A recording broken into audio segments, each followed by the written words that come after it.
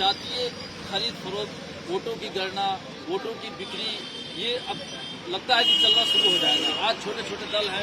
अभी आपने कुछ समय पहले देखा था कि इंडिया बनाम भारत का एक कॉन्सेप्ट हमारे सामने आया। तो कुछ पॉलिटिकल पार्टी इंडिया में मर्ज हो गई, कुछ पॉलिटिकल पार्टी जो है कि एनडीए के साथ हो गई। तो आइए इससे हम लोग क्या कहना चाहेंगे जो भागीदारी पार्टी? देखिए, भागीदारी पार्टी के तत्वाधान में आपके बगल रानी जी 26 नवंबर से एक वंचित शोषित समाज जन जागरण महारैली का आयोजन होगा और इस महारैली के माध्यम से एक शोषित वंचित समाज जो आज़ादी की 76 साल से अपने अधिकारों से वंचित है, जो विकास की मुख्यधारा के अंतिम पायदान पर बैठा हुआ व्यक्ति है, जिसकी बात आज कोई नहीं कर रहा है। वोट तो सभी को चाहिए, लेकिन उसकी हिस्सेदारी नहीं लेना चाहते। हम लोग ऐसे वंचित समाज के लोगों को एकजुट करके अपनी हिस्सेदारी के लिए गोरखपुर में आवाज बुलंद करने जा रहे हैं। और कारण ये है कि गोरखपुर भाई सीएम का घर कहा जाता है और भाजपा के बड़े नेता कह रहे हैं कि गोरखपुर में कुम्हार कहाँ है। आप बताइए, डॉक्टर संजय निषाद की कोई गणना नहीं होती और निषादों की आबादी कितनी है? जो नदियों के तराई बेल्ट होते हैं उसी में पाए जाते हैं। और कुम्हार एक ऐसी जाति जो उत्तर प्रदेश की 403 विधानसभा सीटों पर, ऐसी कोई विधानसभा नहीं है जिस पर 10,000 वोट कुम्हारों की 10,000, 12,000, 18,000, 20,000, 22,000, 30,000, 40,000, 50,000, 90,000 तक वोट है। 80 लोकसभा सीट है। पश्चिमी उत्तर प्रदेश में चले जाइए, 4 लोकसभा सीट, मुजफ्फरनगर, सहारनपुर, नगीना और अलीगढ़, जिसमें 85,000, 90,000 तक वोट अकेले कुम्हारों की है। बाकी ऐसी कोई लोकसभा नहीं है जिस पर 1.25 लाख, 1.5 लाख, 2 लाख, 2.5 लाख तक वोट कुम्हारों की हो। आप चले जाओ बुंदेलखंड में, हमीरपुर, बांदा, ऐसी लोकसभा है जहाँ पर 2.25 लाख, 2.5 लाख वोट कुम्हारों की है, लेकिन हमारी कोई गणना नहीं है। आज के गोरखपुर में मैं रैली करने जा रहा हूँ, 1,48,000 वोट तो है केवल गोरखपुर लोकसभा में। आपका सटा हुआ बांसगांव लोकसभा सीट है, उसमें 1,36,000 वोट है, लेकिन हमारी कोई गणना नहीं है। कहने का मतलब ये है कि जिस तरीके से पॉलिटिकल पार्टीज ने आपको दरकिनार कर दिया, तो इसमें अपने गणना के आधार पर उनको एहसास करा दें। देखिए, इस देश की सच्चाई जाती है। जब माँ बेटे को जन्म देती है तो पहली मोहर उसकी जाति की, उसके बाद वो बड़ा होता है तो समाज में तमाम चीजों को सीखता है। अगर देश की असली सच्चाई जाति नहीं होती, ये तहसीलों पर जो सरकारें ठप्पा मार मार कर देती हैं कि तुम फला जाति के, तुम फला जाति के, तुम फला जाति के, ये नहीं करती। राजनीतिक भारतीय राजनीति में जहाँ तक आप ये जातीय की बात कर रहे हैं, तो ये तो कहीं न कहीं जो मुख्य धारा से कट गए हैं, जो हमारी अनुसूचियाँ जारी की गई, एक आइडेंटिफाई करने का तरीका रहा, तो सिर्फ जाति का ठप्पा मारना उद्देश्य नहीं है। उद्देश्य यह है कि कैसे उनको सिस्टम के मेन स्ट्रीम में लाया जाए। मैं चाहूँगा आप ये बताएं कि आपके क्या क्या मैनिफेस्टो। देखिए, पहले तो मैं थोड़ा सा आपको संक्षिप्त में जाति व्यवस्था इस देश की सच्चाई है।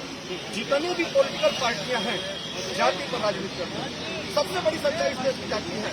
जाति देखकर टिकट देते हैं, जाति देखकर मंत्री बनाते हैं, सारा समीकरण उनका जाति पर है। अभी गोरखपुर में टिकट जमा होगा लोकसभा पर तो पहले समीकरण मिलाएंगे किस जाति के वोट कितनी है। तो असली सच्चाई तो जाति है, लेकिन भागीदारी पार्टी जाति की बात नहीं करती है। हम जो रैली करने जा रहे हैं, वंचित शोषित जन जागरण महारैली, जो वंचित है, जो शोषित है, जो आजादी के 76 साल से अपने अधिकारों से वंचित हैं, जिनको किसी भी क्षेत्र में आज तक कोई प्रतिनिधित्व नहीं दिया गया, जिसके बेटा बेटी आज तक कोई चपरासी नहीं बने, नट का बेटा, मुखर का बेटा, पिंगला का बेटा, झज्जार का बेटा, डोम का बेटा, इनका चपरासी नहीं मिलता है। बाल प्रजापति बिंद केवल मल्ला निषाद भर मछुआरा धरती तेरी सुधार बिना खंडीगोल पासी शेख सैयद पठान अंसारी, ये जो तमाम उपेक्षित जातियां हैं, हम उनकी हिस्सेदारी के लिए लड़ रहे हैं। और भागीदारी पार्टी की अगर 2024 में सरकार बनती है तो हमारा एजेंडा है कि अगर एक देश है, एक प्रधानमंत्री, एक राष्ट्रपति, अभी मोदी जी कह रहे थे ना, 1 नेशन 1 इलेक्शन, एक देश एक चुनाव, तो हम भी तो वही बतिया कह रहे हैं कि जब एक देश है, एक राष्ट्रपति है, एक प्रधानमंत्री है, एक चुनाव कराना चाहते हो तो एक समान अनिवार्य शिक्षा क्यों नहीं लागू कराना चाहते हो?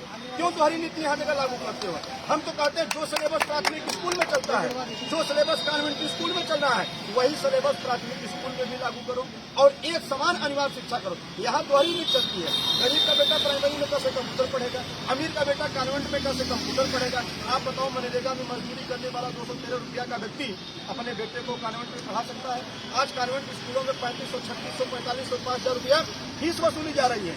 लेकिन योगी सरकार इस फीस वृद्धि पर प्राइवेट स्कूलों पर अंकुश लगाने को तैयार नहीं है कि बताओ गरीब का बेटा कैसे पढ़ेगा। अगर जो सिलेबस कॉन्वेंट में चल रहा है वही सिलेबस प्राथमिक स्कूल में लागू कर दिया जाए तो गरीब का भी बेटा पढ़ लिखकर मास्टर, बाबू, डॉक्टर, सिपाही, दरोगा बन सकता है। लेकिन सरकार ऐसा नहीं चाहती, क्योंकि सरकार अगर गरीबों को शिक्षा दे देगी तो पढ़ लिख लेगा तो हिस्सेदारी मांगने लगेगा। सरकार की कई कल्याणकारी योजना तो गरीबों के लिए सबसे बड़ा तो जो अनाज है वो आर्थिक हो लोगों को कल्याणकारी। देखिए मैं आपको बता दूँ, ये 3 किलो अनाज देकर फ्री में गरीबों को बेवकूफ़ बना रहे हैं। आप बताओ, जो गरीब बेचारा होता है वो अखबार पढ़ता नहीं है, टीवी देखता नहीं है, सुबह उठेगा झुआ फगुआ लेकर बीवी बच्चों के साथ चला जाएगा, खेत में काम करेगा, 8 घंटा मजदूरी करेगा, शाम को आएगा तो रोटी खाएगा, सो जाएगा। मान लो टीवी देखने का मन भी कर दिया, किसी के पास टीवी है तो निरहुआ की फिल्म लगा देगा। उसको शिक्षा से क्या मतलब है, रोजगार से क्या मतलब है। लेकिन मोदी जी क्या कर रहे हैं, आप बताओ। जब पूरे दिन की सरकार, इन्होंने कहा 2014 में मैं अच्छे दिन ले आऊंगा, अच्छे दिन का लालच दिखाकर केंद्र में सरकार बना लिए, फिर प्रदेश में भी सरकार बना लिए। और सरकार बनाने के बाद जो पूरे दिन की सरकार थी, सरसों का तेल 50 रुपये लीटर बिकता था, आज 200 रुपये लीटर। जो गैस सिलेंडर 400 रुपया में था उसको 1200 रुपया में बेच रहे हैं। केवल 2 आइटम, 400 वाला गैस सिलेंडर 1200, 800 रुपया एक बचा दिए।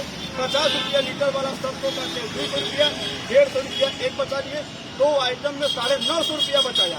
अब उन्हीं के पैसवा में से 100 रुपया का फ्री में अनाज देकर बटिया फ्री में ले रहे हैं। गरीबों को ये नहीं समझ में आ रहा है, क्यों? क्योंकि वो शिक्षा से वंचित है, उसके पास एजुकेशन नहीं है, उसको शिक्षा रोजगार से क्या मतलब है। वो तो रोज कमाने, रोज खाने के लिए परेशान है। अरे भैया, मनरेगा की मजदूरी पूरे दिन में भी 202 रुपया थी, अब तो अच्छे दिन आ गए हैं, अब तक 502 रुपया होना चाहिए। बड़ी उन्नति किया मोदी सरकार ने तो 213 रुपया। बताइए, डाका नहीं डाल रहे हैं गरीबों पर? इस आवाज को कोई उठाने को तैयार है? किसी पत्रकार की औकात नहीं है कि भाजपा के किसी नेता से पूछ ले कि ये बताओ, जब पूरे दिन की सरकार थी तुमने महंगाई के सवाल को लेकर केंद्र और प्रदेश में सरकार बनाया और तुम्हारी सरकार में महंगाई चरम उत्कर्ष पर है। आप बताओ, भारतीय जनता पार्टी ने पूरे देश में 900 पार्टी कार्यालय बनाया और एक एक पार्टी कार्यालय 20 करोड़ से लेकर 50 करोड़ रुपए तक लागत खर्च किया गया। कोई पत्रकार पूछ सकता है कि क्या तुम्हारे नेता मनरेगा में काम करते थे क्या? यही गोरखपुर का देख लीजिए, भारतीय जनता पार्टी का कार्यालय कम से कम 50 करोड़ रुपया का बनाया गया है। मत पहले वो लोग सड़कों पर खड़े होकर काम करते थे, अब बढ़िया एसी में बैठकर काम कर रहे हैं। ये गरीबों के पैसा लूटकर भारतीय जनता पार्टी वाले अपना कोष भर रहे हैं। गरीबों पर इसकी नजर नहीं जा रही है। ये अमृत काल, ये काल, लोग दुनिया भर के काल दिखा रहे हैं। डॉक्टर महेश चंद्रा, बात करेंगे कि ये जितना भी दिखाया जा रहा है वो सब छलावा, बिल्कुल छलावा, और गरीबों के हक पर चीज जाता है। बिल्कुल आपकी बात जिम्मेदारी से करिएगा। बिल्कुल जिम्मेदारी से कर रहा हूँ। डंके की चोट पर कहता हूँ, महाराज सरकार में था, बाबा जी से जब हिस्सेदारी के सवाल को लेकर लड़ता था तो कहते थे काहे विरोध कर रहे हो यार, अपने जतिया का वोट डलाओ, अपना विकास करो, रुपया पैसा कमाओ, जो है काहे गरीबों की लड़ाई लड़ रहे हो। धरती पर पैदा हुआ हूँ, जब तक जीऊंगा, एक तो कहावत कहते हैं ना कि होवे वही तो राम रचना था, जब तक जीऊंगा वंचित शोषित समाज के लोगों की आवाज को बुलंद करता रहूंगा। 2024 के लोकसभा चुनाव में देखिए, अभी आपने देखा 5 राज्यों का विधानसभा चुनाव हुआ, भागीदारी पार्टी ने मध्य प्रदेश में 23 कैंडिडेट लड़ाया अपनी पार्टी। नगरीय निकाय चुनाव आपने देखा 23 में हुआ, 33 कारपोरेटर हमने अपनी पार्टी को जिताया। 2024 के लोकसभा चुनाव में भागीदारी पार्टी 12 राज्यों में, उत्तर प्रदेश में 80 लोकसभा सीट है, 50 सीटों पर मैं लड़ रहा हूँ। आपके पड़ोसी बिहार है, 40 लोकसभा सीट है, 20 सीटों पर लड़ रहा हूँ। उसी से सटा हुआ झारखंड में 14 सीट है, 14 सीट पर लड़ रहा हूँ। गुजरात में 26 सीट है, 10 सीट पर लड़ रहा हूँ। मध्य प्रदेश, छत्तीसगढ़, राजस्थान, 12 राज्यों में भागीदारी पार्टी चुनावी मैदान में है। और इस बार ट्रेलर नहीं, पूरी फिल्म दिखाने का प्रोग्राम है। बहुत हो गया। 76 साल से हम लोग वोट देते चले आए हैं। ये बेईमान केवल वोट ले लेते हैं, हिस्सेदारी की बात करो तो हिस्सेदारी नहीं देते हैं। अब सब समाज जाग गया है, जो भी वंचित समाज है सब अपने अपने हिस्सेदारी के लिए लड़ रहे हैं। भागीदारी पार्टी भी लड़ रही है।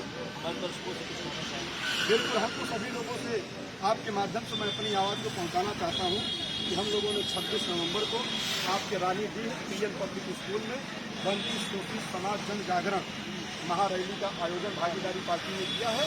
और बढ़ चढ़कर जो भी उपेक्षित जाति है, जिनकी आज तक हिस्सेदारी नहीं मिली है, सब लोग हमें सभी की हिस्सेदारी की लड़ाई भागीदारी पार्टी लड़ रही है। खबर देख करके आपको कैसा लगा, हमें कमेंट के जरिए बताएं। ये आने वाली तारीख तय करेगी कि भागीदारी पार्टी के जो जितने भी वादे हैं और जो इनका नारा है कि जो भी शोषित वंचित और मार्जिनाइज सेक्शन से चली गई जातियाँ हैं उनको हम मेन स्ट्रीम में लाएंगे। कितना ये सच होता है ये तो आने वाले चुनाव में पता चलेगा। फिलहाल आप